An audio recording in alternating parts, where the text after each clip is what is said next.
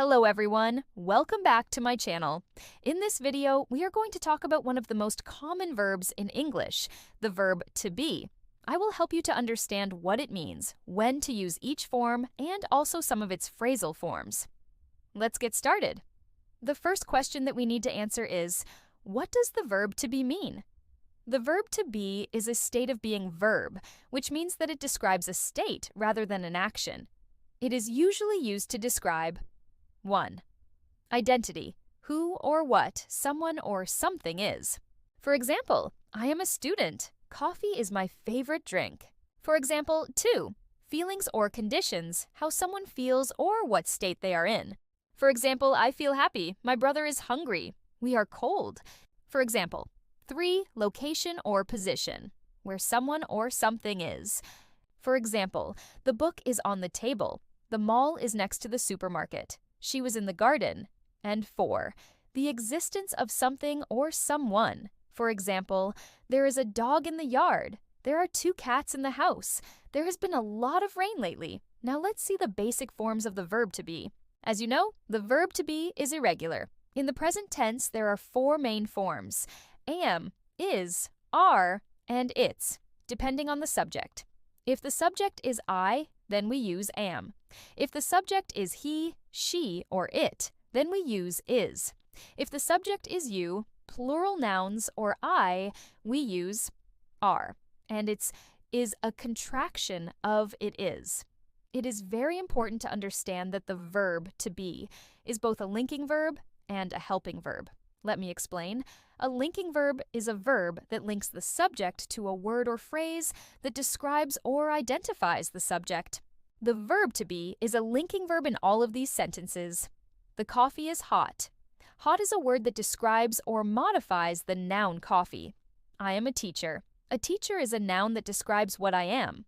On the other hand, the verb to be can also function as a helping verb, which means that it helps another verb to form continuous tenses or passive voice. We are learning English. We are is a helping verb because it helps the verb to learn.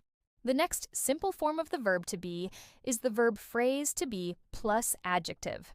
We use this form to describe identity or characteristics. For example, I am Brazilian. He is intelligent. They are funny. You are beautiful. It's cold outside. As you can see, we use different adjectives to describe our identity or characteristics. Adjectives are words that describe nouns or noun phrases. Here are some common adjectives that can follow the verb to be. Adjective opinion, adjective appearance, adjective nationality or country, adjective language, adjective weather. Another form of the verb to be is the verb phrase to be plus noun. We use this form to describe feelings or conditions. For example, I am in love. He is in danger. They are in a hurry. You are in trouble. It's in the box. Notice that after the verb to be, we have some nouns that describe feelings, states, or conditions. Here are some common nouns that can follow the verb to be. Noun feelings: love, hate, fear, anger, joy, excitement, etc. Noun state or condition: progress, trouble, hurry, danger, etc. Noun place or position: the center, the middle, the beginning, the end, etc. The next form is the verb phrase to be plus prepositional phrase. This form is usually used to talk about location. For example, the book is on the table. The mall is next to the supermarket. She was in the garden. I am at school right now. You are at home, right? As you can see, after the verb to be, we have a prepositional phrase. A prepositional phrase is a phrase that begins with a preposition and ends with a noun or pronoun. It shows the relationship between the noun or pronoun and another word in the sentence. For example, on the table. On is a preposition, table is a noun.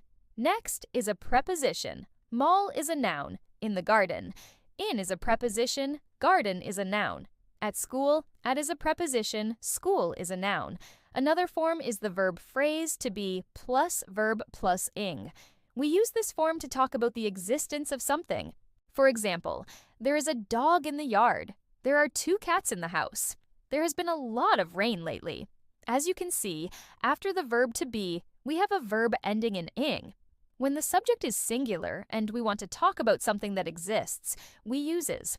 When the subject is plural, we use are.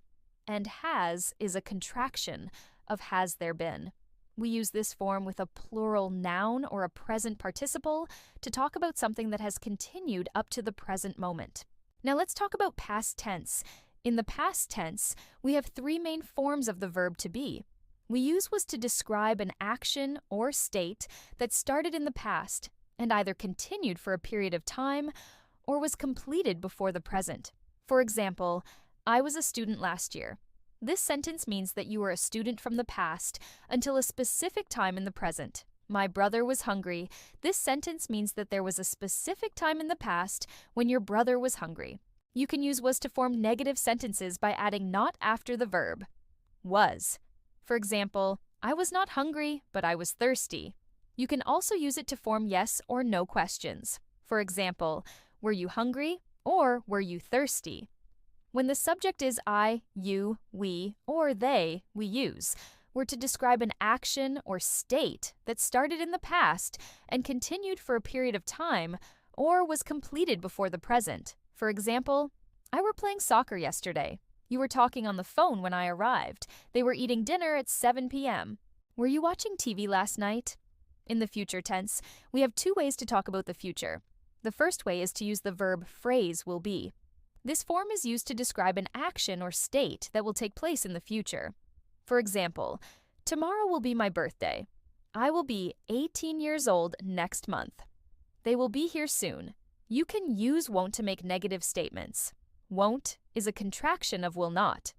For example, it won't be easy. We won't be late. You can also ask yes or no questions using will. For example, will you be here tomorrow? The second way to talk about the future is to use the present continuous tense.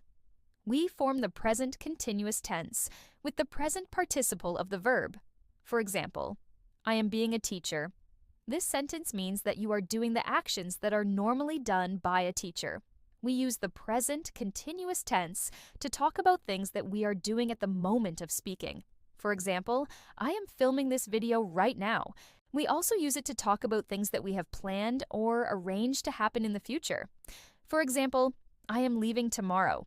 Let's move on to present continuous and past continuous. To form the present continuous tense, we use the present participle of the verb to be plus the verb ending in ing. For example, I am being a teacher, he is dancing, they are studying. We use the present continuous tense to describe an action that is happening now. For example, I am reading a book. To form the past continuous tense, we use the verb phrase was or were plus the verb ending in ing. For example, I was reading a book. He was dancing, they were studying. We use the past continuous tense to describe an action that was happening when another action happened in the past. For example, I was reading a book when you called me.